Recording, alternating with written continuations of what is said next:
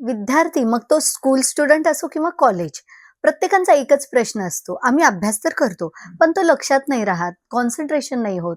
त्यांच्यासाठी ही टेक्निक. इथे आपल्याला न्यूरोसायन्सचा फॉर्म्युला यूज करायचा आहे. MANAGE manage. इथे M फॉर मास्टरी. इथे मास्टरी ही फुल ब्रेन कॅपॅसिटी यूज करण्यातली आहे. लेफ्ट ब्रेन हा एनालिटिकल भाग सांभाळतो आणि राईट ब्रेन हा क्रिएटिव्ह. लेफ्ट न्यूरो रेफरन्सची जी विद्यार्थी असतात त्यांना समरी एनालिटिकल भाग हा खूप आवडतो.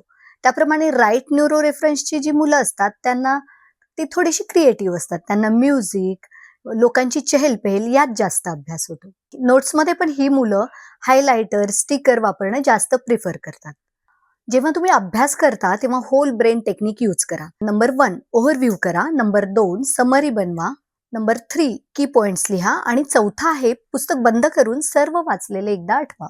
किंवा इमोजी यूज करा किंवा एखादा फ्रॅग्रन्स यूज करा किंवा फ्रॅग्रन्स कॅन्डल सुद्धा यूज करू शकता. ब्रेनला त्यामुळे स्टिम्युलेशन मिळेल. नंबर 2 तो आहे ऍडजस्टमेंट टू क्रोनोटाईप और बायोलॉजिकल क्लॉक और सर्कॅडियन रिदम. प्रत्येकाचा क्रोनोटाईप हा वेगळा असतो. काहींना पहाटे छान अभ्यास होतो, काहींना रात्री उशिरापर्यंत किंवा काहींना दिवसा अभ्यास होतो.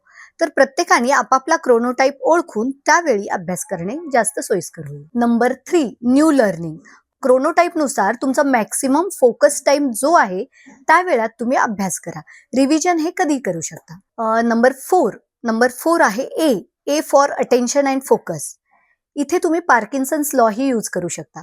माझा एक सेपरेट व्हिडिओ या पार्किन्सन्स लॉवर आहे. एक्झाम 1 महिन्यावर आहे व टाइम टेबल आला आहे किंवा एक्झाम 10 दिवसावर आहे व टाइम टेबल आला आहे. तुम्ही तोच सिलेबस 1 महिन्यातही कंप्लीट करू शकता व तोच सिलेबस 10 दिवसातही कंप्लीट करू शकता. स्टुडंटने ब्रेनला कमांड दिले की मला हा सिलेबस एवढ्या वेळात कंप्लीट करायचा आहे, तेव्हा ब्रेन ती कमांड घेईल व तुम्हाला ती कंप्लीट करण्याची शक्ती सुद्धा देईल.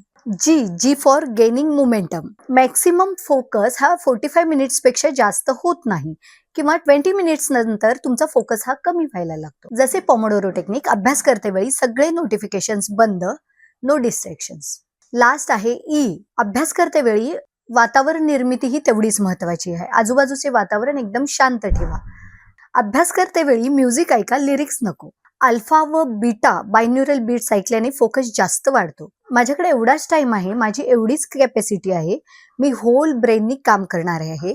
माझा क्रोनोटाईप हा आहे व मला यानंतर हे रिवॉर्ड मिळणार आहे. या 5 गोष्टी लक्षात ठेवल्या तर नक्कीच अभ्यास करणे सोपे जाईल व जो केला आहे तो लक्षात राहील. Try this and see the result.